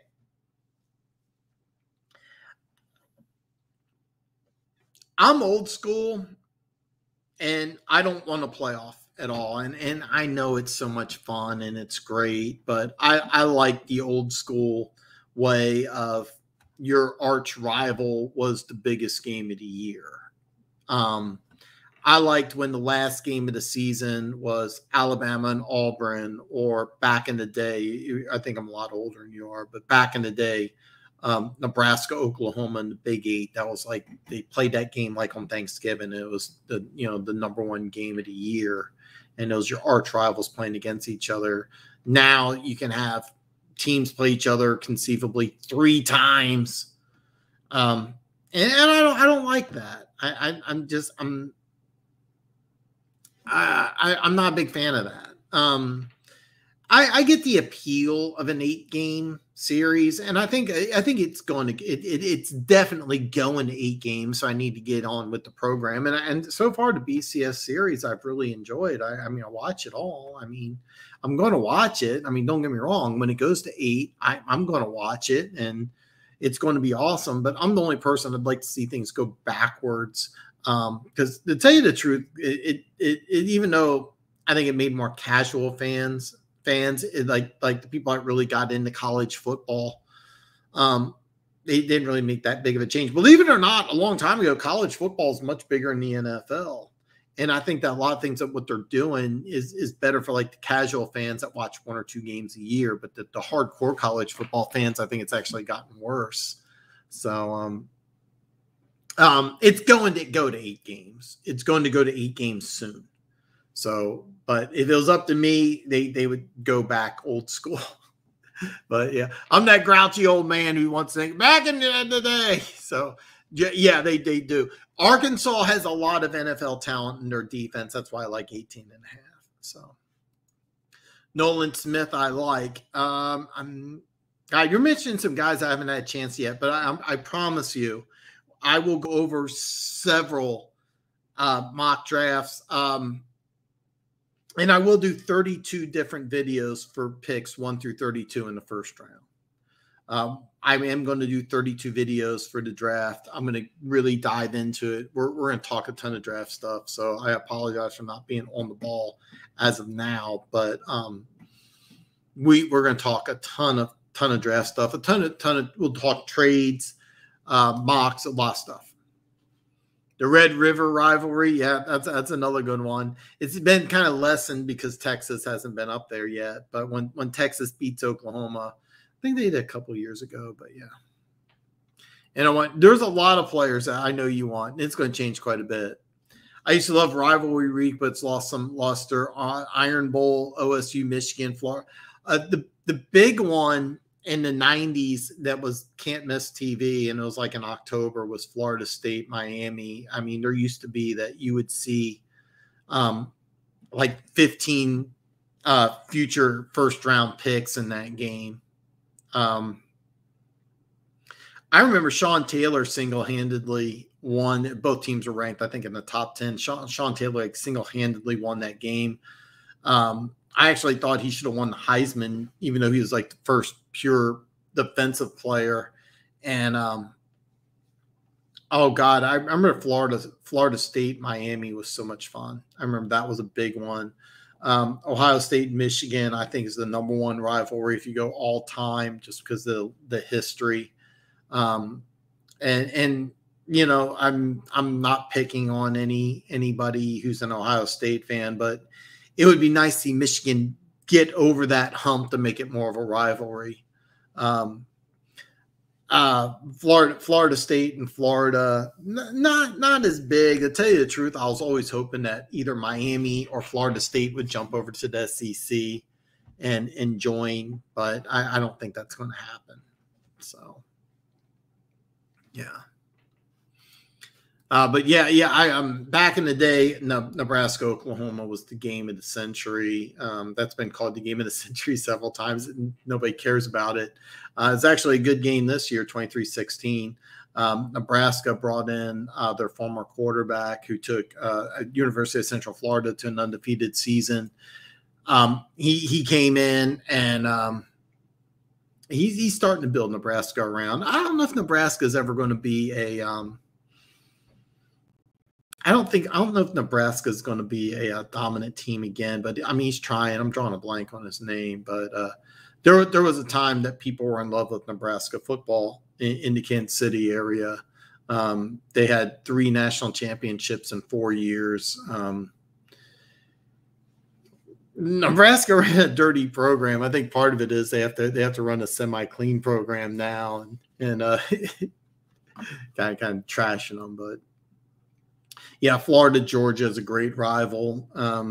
You know, and then the last couple of years, the Georgia-Alabama rivalry has been really good, you know. So, yeah.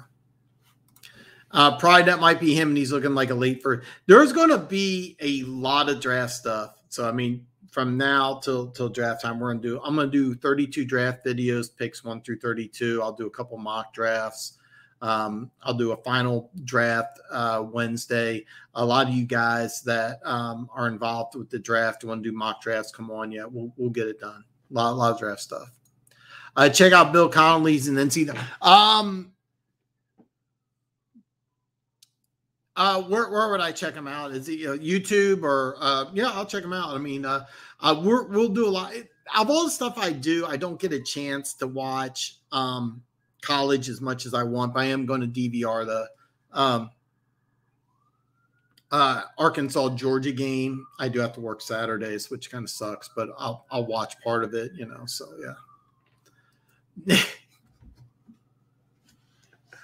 Oh God. I think if for those of you who don't remember, a few years ago, Alabama tried I want to say it was a 59-yard field goal, and I could be wrong. And Auburn ran it back for a touchdown on the last play of the game and won. And I think that's what Saban said. Yeah. And yeah, oh my God.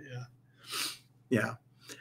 It would be nice. It would be nice if Auburn could, beat Alabama again, but I definitely don't see it happening this year. He's good at college. You know what? I might follow him already. I'll check him out. I'll check him out. And then Funk, would you rather have Tyndall as our Mike or Barnes? Yeah, Jags had one last two on a missed field. Yeah, exactly. All right, guys, it's 1:50. I'm going to wrap it up. If you got any last comments, anything you want me to go over, I'll be more than happy to. Thank you so much for joining the show today. It's my favorite thing to do in the whole world. Looking forward to Thursday night. If anybody has some action now, let me know what you're doing. I'm going to take a complete pass on this game, but if Arkansas covers on Saturday, I will probably put some action down on Sundays. I'll just have to let you guys know Wednesday what I do or do not do. Don't forget, if you haven't already, give me a thumbs up, man. Give me a thumbs up. And also, by the way, if you're watching on YouTube, drop a comment below. It really helps the algorithm. Any comments that you have available, questions or anything, really helps me out. And listen, everybody, thank you so much for joining me. It means the absolute world. It's my favorite thing in the whole world to do is to talk football. Thursday night football is going to be a good game. I know a lot of people aren't too excited about Cincinnati and Jacksonville. I am. I'm actually kind of excited about this game. It'll be my first chance to check out Trevor Lawrence as an NFL quarterback. And anybody who's put any action down in the game, please let me know. And good luck. Don't forget, thumbs up. And I'll see everybody back on Friday.